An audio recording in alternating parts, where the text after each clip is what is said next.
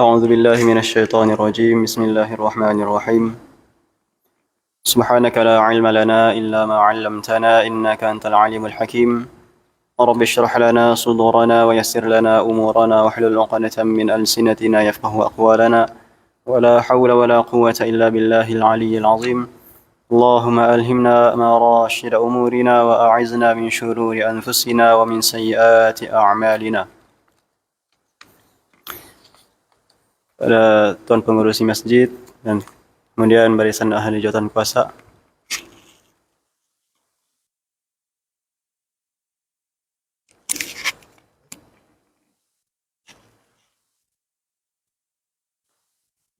para Imam Bilal, Datuk Datin Ustaz Ustazah, dan seterusnya para hadirin hadirat jemaah yang dimuliakan oleh Allah Subhanahu wa taala. Assalamualaikum warahmatullahi wabarakatuh. Syukur pada Allah Subhanahu wa taala atas segala limpah kurniaannya. Masih lagi kita dapat bersama-sama dalam mengimarahkan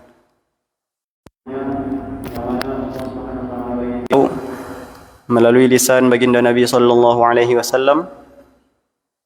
Wa ma yantiqu 'anil hawa in huwa illa wahyu yuha.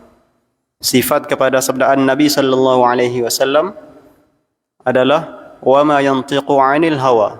Baginda Rasulullah sallallahu alaihi wasallam tidak pernah bercakap berlandaskan hawa nafsu baginda sallallahu alaihi wasallam.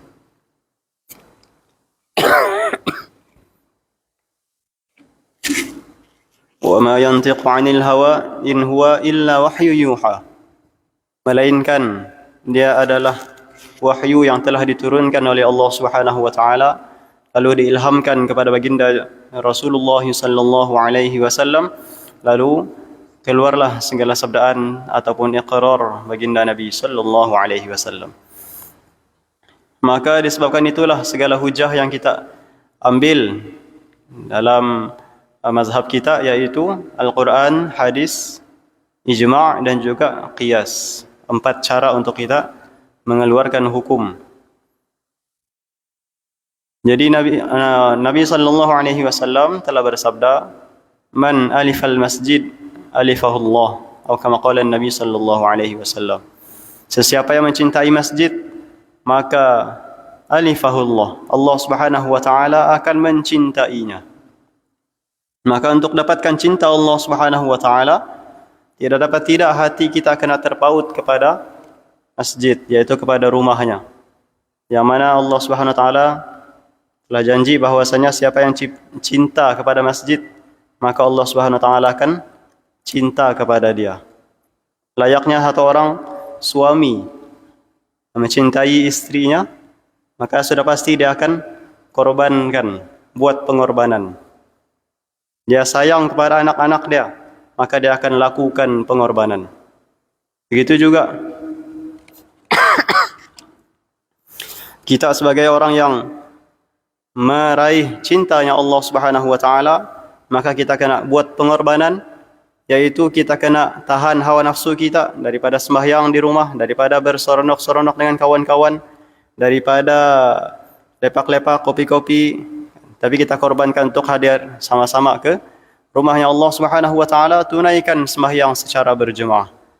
Maka mudah-mudahan Allah Subhanahu wa taala kekalkan nikmat ini pada diri saya, diri tuan-tuan, puan-puan, sehinggalah ke akhir hayat insyaallah, dan lagi cantik lagi terbaik lagi akhir hayat kita di rumah Allah Subhanahu wa taala. Bukan di rumah, bukan di mana-mana, tapi di masjid. Lagi cantik lagi sedang dalam beramal, sedang membaca Al-Quran, sedang sujud, sedang rukuk dan sebagainya insyaallah. Dan mudah-mudahan Allah Subhanahu wa taala kekalkan nikmat ini pada diri kita semua, dan kemudian Allah Subhanahu wa taala berikan secebis cintanya kepada kita, dan kita dapat merasainya melalui kehidupan dunia yang sementara, dan seterusnya kita dapat berjumpa dengan Allah Subhanahu wa taala di akhirat kelak, yang mana Allah SWT telah beritahu kepada ahli syurga, wahai ahli syurga, para penduduk syurga, segala macam nikmat adakah kamu telah kecapi? Maka penduduk syurga beritahu, semua yang telah dijanjikan semuanya telah kami dapat. apa yang telah baginda Rasulullah telah beritahu, semuanya telah ditunaikan. Tidak ada janji palsu, tidak ada janji yang omong-omong kosong, bahkan lebih lagi apa yang mereka dapat. Karena di dunia diceritakan saja, terbayang saja. Tapi hakikatnya hanya Allah Subhanahu wa taala yang tahu macam mana keadaan syurga. Maka apabila penduduk syurga telah beritahu, wahai Allah, wahai Rabbul Jalil, segala macam nikmat telah kami kecapi, telah kami rasai. Rasa ini bukan lidah saja. Kalau di dunia ini kita dapat rasa di lidah saja. Masam, manis, pahit, masin, tawar. 5 rasa. Ada Ajinomoto, rasa yang keenam, umami. Kan? Itu saja. Tapi perasaan, rasa di syurga ini, rasa sehingga ke hujung-hujung jari. Rasa itu tidak dapat kita bayangkan. Macam mana rasa itu sampai ke hujung-hujung jari, sampai ke bulu-bulu roma kita pun rasa kenikmatan tersebut. Subhanallah. Walaupun begitu sekali nikmat yang telah dikecapi, tapi para ahli syurga beritahu, wahai Allah, ada nikmat yang lagi besar lagi yang belum kami dapat. Lalu Allah Subhanahu wa taala beritahu, maka saksikanlah wahai para ahli syurga, sekarang aku akan singkapkan segala macam penghadang ataupun halangan yang menghalang kamu daripada melihat wajahku. Maka itulah nikmat yang paling besar, yaitu kita dapat lihat wajahnya Allah Subhanahu wa taala. Walillahil mathalul a'la, milik Allah Subhanahu wa taala mathal, perumpamaan yang tinggi yang tidak dapat kita bayangkan. Bukanlah kita katakan Allah taala itu berwajah, nauzubillah. Jauh sekali untuk kita mengatakan Allah taala itu berwajah.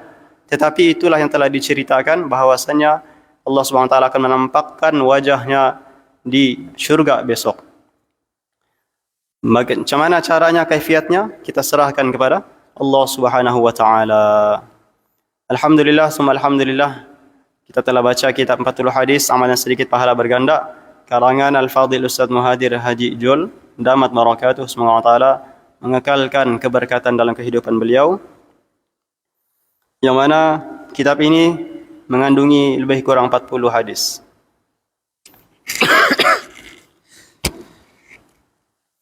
Dan pada malam ini insyaAllah kita akan baca hadis yang terakhir, itu hadis yang ke-42. Sebelum ini kita telah baca sama ada amalan yang sedikit pahala berganda itu berbentuk perbuatan, ada yang berbentuk amalan, perbuatan seperti melawangkan azan, mengisi tempat saf di hadapan, perbuatan yang kita nampak kecil, yang kita nampak ringkas sedikit, tetapi pahalanya berlipat-lipat kali ganda. Datang sembahyang fardu berjemaah, datang sembahyang isya' berjemaah, semuanya itu pahala yang berlipat kali ganda yang istimewa disebutkan secara khusus oleh Nabi sallallahu alaihi wasallam.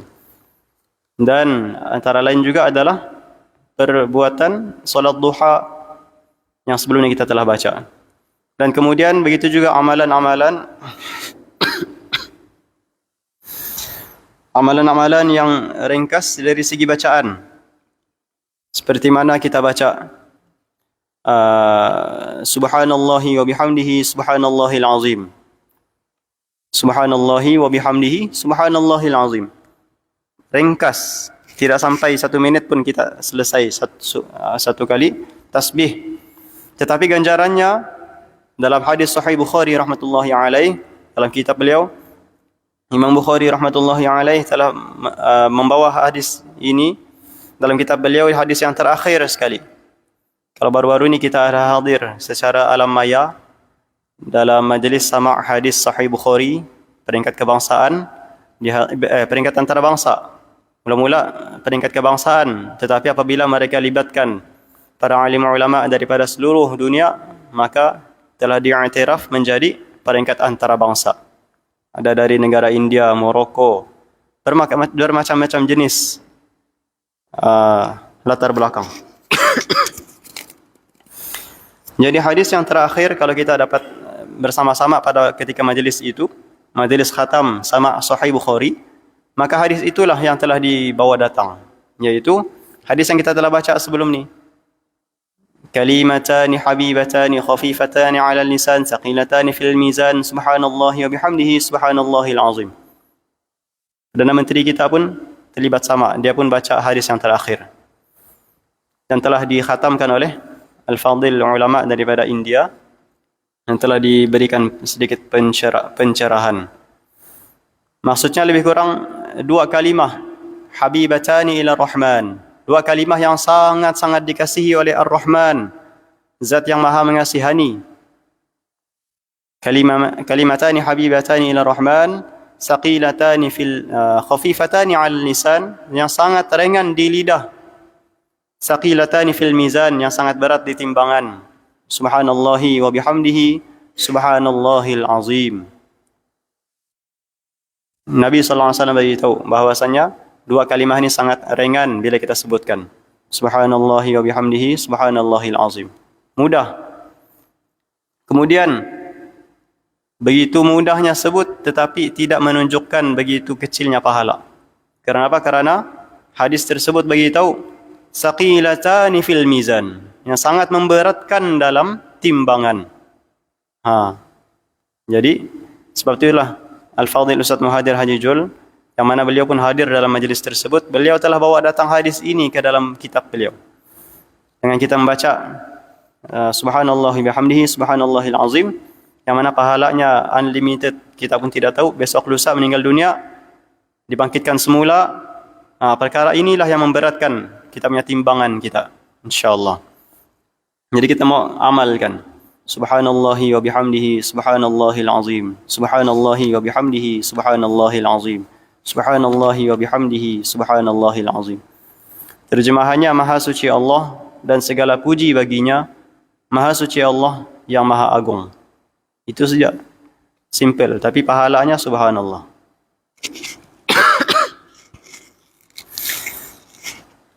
Maafkan saya, baru baik, belum baik sepenuhnya lagi.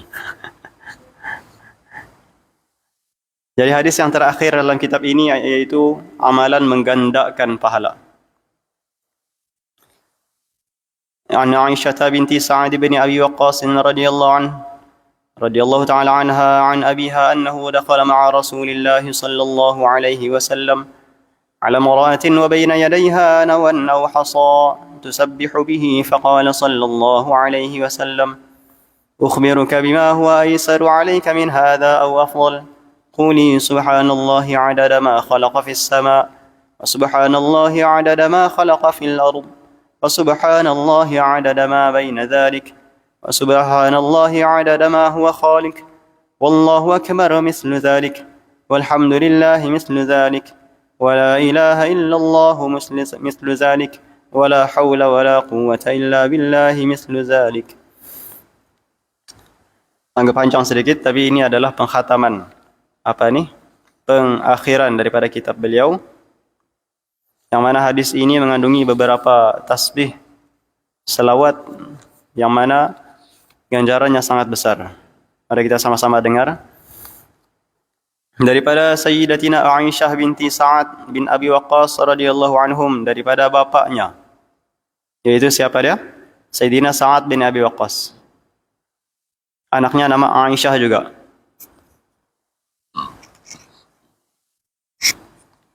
Jadi yang menceritakan ini adalah Aisyah, Sayyidatina Aisyah, akan tapi bukan kepada binti Abu Bakar, binti Sa'ad bin Abi Waqqas radhiyallahu anhum. Bapaknya telah ceritakan kepada dia, sesungguhnya dia, yakni Sa'ad bin Abi Waqqas, bersama dengan Rasulullah sallallahu alaihi wasallam masuk berjumpa seorang perempuan, dan di hadapannya biji-biji ataupun batu-batu yang dia gunakan untuk bertasbih. Sayyidatina Aisyah ini anak kepada Sa'ad bin Abi Waqqas, dia telah menceritakan bahwasanya bapaknya dengan Rasulullah sallallahu alaihi wasallam telah masuk sebuah rumah yang terdapat seorang wanita, yang mana di hadapan wanita itu terdapat biji-biji ataupun batu-batu yang dia gunakan untuk bertasbih. Lalu Nabi sallallahu alaihi wasallam mengatakan, ukhbiruki bima huwa aisaru alayki min hadha aw afdal. Baginda sallallahu alaihi wasallam bagi tawaran kepada sahabiyah ini. Tawarannya berbunyi, mahukah kamu aku beritahu tentang sesuatu yang lebih mudah kepadamu atau yang lebih baik? Kan bila Rasulullah sallallahu alaihi wasallam masuk dengan Sayyidina Sa'ad bin Abi Waqqas dan mereka telah nampak beberapa biji-biji ataupun batu-batu berada di hadapan wanita tersebut, dan sudah pasti dalam tanggapan mereka batu-batu ini adalah untuk digunakan untuk bertasbih, bertahmid, bertahlil dan sebagainya. Perkara yang baik, perkara yang dipuji, terpuji. Akan tetapi Rasulullah sallallahu alaihi wasallam bagi tawaran kepada perkara yang lagi baik lagi. Kita kalau pada saat ini kita masuk rumah, nampak orang rumah tengah berzikir, bertasbih, biar betul, kan? Besok kiamat. Itu jauh sekali lah. Kadang-kadang kita terkejut bila orang rumah ataupun anak-anak tiba-tiba beramal, kan? Akan tapi Nabi SAW bila jumpa sahabiah baginda sedang nampak mereka beramal, baginda Rasulullah SAW bagi tawaran yang lagi baik lagi. Pas ni kalau kita balik rumah, kalau orang-orang dalam ahli rumah kita sedang beramal, kita tawarkan perkara yang lagi mudah lagi. Kalau mereka sedang baca Al-Quran, rehal kecil, rehal yang lama punya tu yang kecil kan, rendah. Jadi kita pergi mana-mana kedai, kita beli rehal yang terbaru inilah, yang tinggi sikit, lagi mulia kan. Apa lagi? Tasbih. Mungkin tasbih dia yang kecil-kecil, kita beli tasbih yang besar, yang selesa, ataupun tasbih yang digital sekarang. Kita tawarkan perkara yang lebih baik.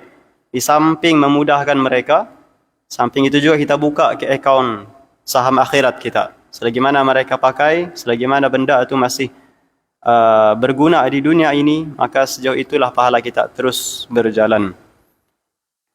Jadi Nabi SAW tanya kepada wanita tersebut, maukah kamu aku beritahu tentang sesuatu yang lebih mudah kepadamu atau yang lebih baik? Rasulullah SAW telah ajar kepada wanita tersebut. Mari kita baca sama-sama, dia panjang sikit, tapi tidak mengapa. Subhanallahi adada ma khalaqa fis sama' wa subhanallahi adada ma khalaqa fil ardi wa subhanallahi adada ma baina dhalik wa subhanallahi adada ma huwa khaliq wallahu akbar mislu dhalik walhamdulillah mislu dhalik wa la ilaha illallah mislu dhalik wa la hawla wa la quwwata illa billah mislu dhalik. Alhamdulillah, selesai. Perkara ini lagi baik, bukan lagi baik. Yang bertasbih guna biji, guna batu-batu tu baik sudah. Tapi ini mungkin merangkumkan segala jenis pahala tadi dalam satu ayat. Kan? Terjemahannya, Subhanallahi adada ma khalaqa fis sama'. Subhanallah, maha suci Allah sebanyak mana apa-apa yang diciptakan di langit. Tidak ada satu orang pun yang tahu berapa banyak ciptaan yang berada di langit. Langit pun kita tidak tahu. Yang kita tunjuk langit atas ni, mungkin langit kan. Tapi kita pun tidak tahu betapa besarnya langit ni. Di bawah langit ni pula merangkumi segala macam planet-planet, alam semesta dan sebagainya. Subhanallah. Jadi kita bertasbih sebanyak mana apa-apa yang diciptakan di langit. Yang tadi kita tasbih itu Subhanallahi adada ma khalaqa fis sama'. Maha suci Allah sebanyak mana ciptaan di langit. Subhanallah adada ma khalaqa fil ard, dan maha suci Allah sebanyak mana apa-apa yang diciptakan di bumi. Bumi yang kita pijak ni pun tidak ada satu orang pun yang tahu. Penguasa, pengetua, segala macam pemerintah, langsung tidak ada satu orang pun yang tahu sebanyak mana makhluk yang berada di atas muka bumi. Tapi kita serah kepada Allah. Yang kita bilang subhanallah adada ma khalaqa fil ard. Subhanallah, maha suci Allah sebanyak mana apa-apa yang diciptakan di bumi. Wa subhanallahi adada ma baina dzalik. Dan maha suci Allah sebanyak mana apa-apa yang diciptakan di antara kedua-duanya. Di langit sudah, di bumi pun sudah, dan apa yang ada di antara kedua-duanya pun termasuk. Wa subhanallahi adada ma huwa khaliq. Tidak cukup setakat itu. Subhanallah, maha suci Allah sebanyak mana apa-apa yang diciptakan. Huwa khaliq, engkaulah yang maha mencipta. Dan segala macam jenis ciptaan yang tidak termasuk di langit, di bumi pun tidak termasuk, di antara kedua-duanya pun tidak termasuk, tetapi engkau tetap menjadi penciptanya, maka sebanyak itu pun kami bertasbih. Wallahu akbar mislu zalik. Allahu akbar, Allah maha besar, bacalah juga seperti itu. Alhamdulillah mislu zalik, maksudnya subhanallah tadi itu kita tukar kepada Allahu akbar, dan kita tukar juga kepada alhamdulillah, dan kita tukar juga kepada la ilaha illallah, dan kita tukar juga kepada la haula wala quwata illa billah. Bunyinya akan jadi wallahu akbar adada ma khalaqa fis sama, wallahu akbar adada ma khalaqa fil ard, wallahu akbar adada ma baina dhalik, wallahu akbar adada ma huwa khaliq. Kemudian alhamdulillah adada ma khalaqa fis sama, alhamdulillah adada ma khalaqa fil ard, alhamdulillah adada ma baina dhalik, alhamdulillah adada ma huwa khaliq. Kemudian demikian juga kita tukar kepada la ilaha illallah dan juga la haula wala quwata illa billah.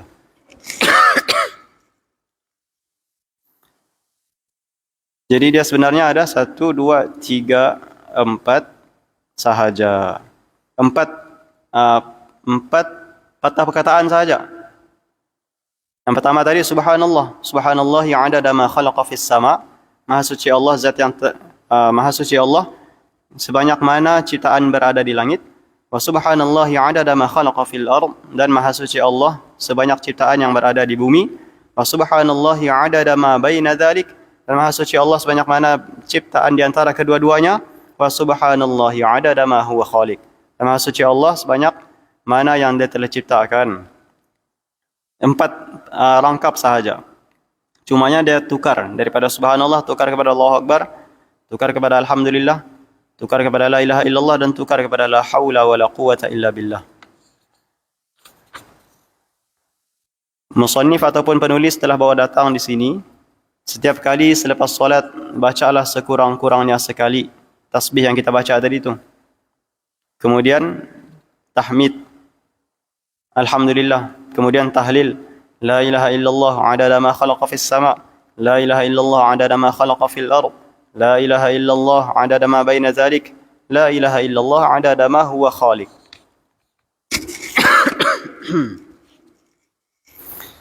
Allahu akbar. Kemudian contoh untuk bacaan lain selain daripada yang disebutkan dalam hadis. Yang tadi itu subhanallah, alhamdulillah, Allahu akbar, la ilaha illallah, dan la haula wala quwata illa billah. 5 perkataan yang kita ulang-ulang dalam bacaan yang telah dibaca tadi. Tapi kalau kita bertukar kepada perkataan yang lain, sekiranya kita berhajat untuk tukar kepada, kita tengok masa pun ada lagi, kita tengok ke lapangan pun ada, masya-Allah, yaitu tukar kepada selawat. Allahumma salli ala sayyidina Muhammad abdika wa rasulik an-nabiyil ummi wa ala alihi wa sahbihi wa barik wa sallim adada ma khalaqa fis sama. Yang pertama kan, adada khalaqa ma fis sama. Yang kedua kita selawat lagi, Allahumma salli ala sayyidina Muhammad, ataupun yang pendek pun boleh, Allahumma salli ala sayyidina Muhammad adada ma khalaqa fil ard, ciptaan yang berada di bumi. Yang ketiganya apa dia? Sebilangan ciptaan yang berada di antara langit dan bumi. Kita selawat lagi, Allahumma salli ala sayyidina Muhammad adada ma baina zalik. Yang ketiga. Dan yang keempat, selawat, kemudian kita sempurnakan dengan adada ma huwa khaliq. Sebanyak mana zat yang telah Allah Subhanahu wa taala ciptakan.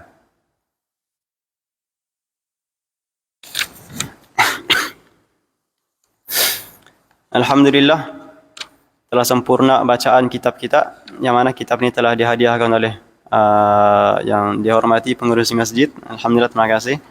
Dan mudah-mudahan segala macam amalan-amalan yang kita telah baca sebelum ini dan malam ini juga dapat kita amalkan, bahkan menjadi jariyah.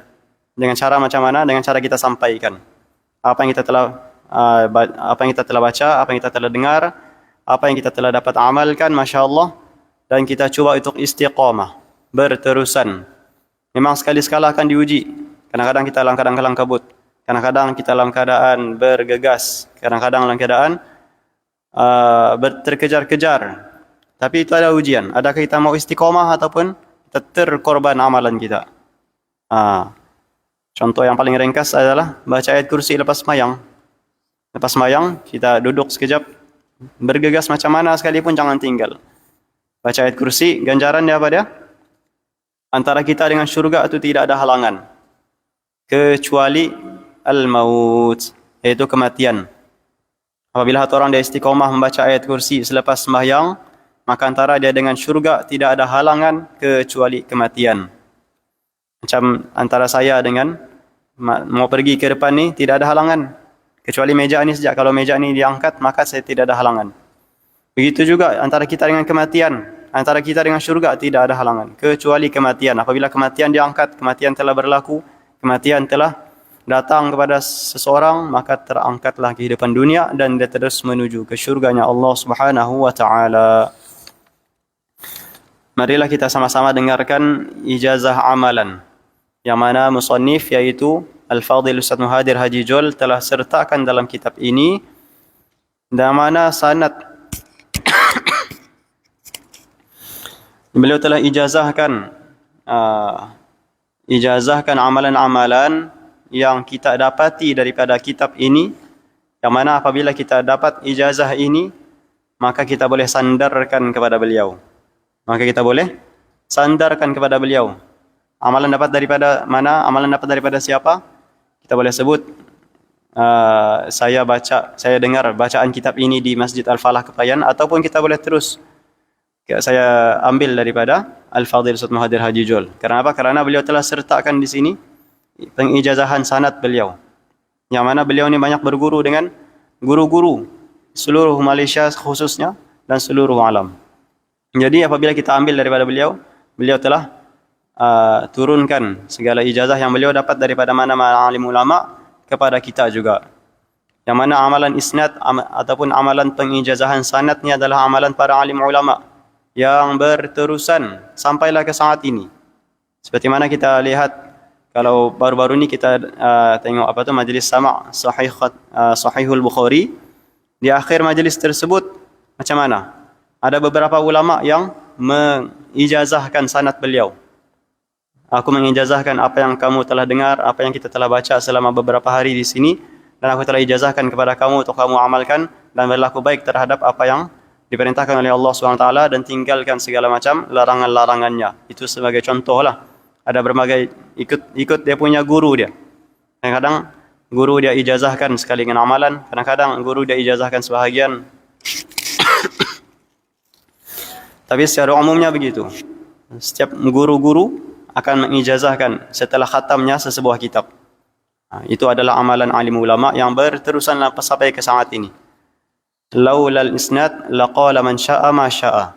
Sekiranya lah tidak ada isnad, tidak ada pengijazahan sanad, maka pasti seseorang itu akan berkata ikut suka dia saja. Apa yang dia mau cakap dia cakap, apa yang dia mau amalkan dia amalkan. Ini bahaya juga. Kalau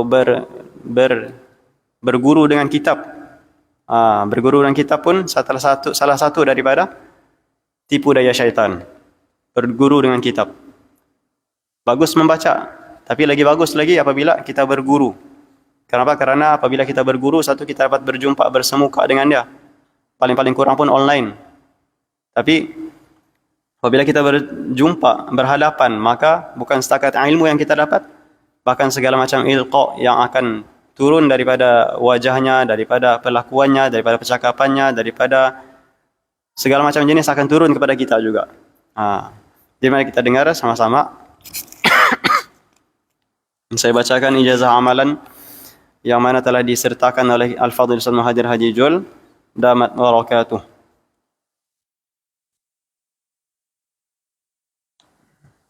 Apabila kita sampai pada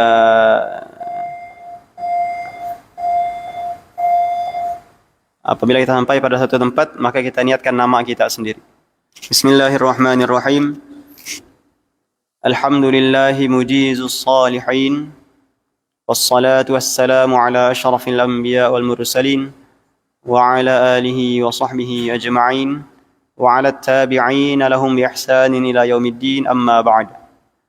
Untuk memenuhi hajat dan permintaan saudara ataupun saudari, kita niatkan nama kita yang bersangka baik kepada saya, yakni penulis, dan ingin mendapat riwayat hadis dan beramal dengan amalan yang terdapat di dalamnya, maka saya mengijazahkan semua riwayat hadis dan semua amalan dalam buku ini kepadanya dan berpesan kepadanya agar sentiasa bertakwa kepada Allah setiap masa, serta mendoakan saya dan guru-guru saya direzekikan husnul khatimah, kematian yang baik. Semoga semua kita dirahmati dan dikasihi oleh Allah jua di dunia dan akhirat. Amin ya rabbal alamin. Sallallahu ala sayyidina Muhammad wa ala alihi wa sahbihi ajma'in. Subhana rabbika rabbil izzati amma yasifun wa salamun ala al-mursalin. Alhamdulillahi rabbil alamin. Jazakumullah.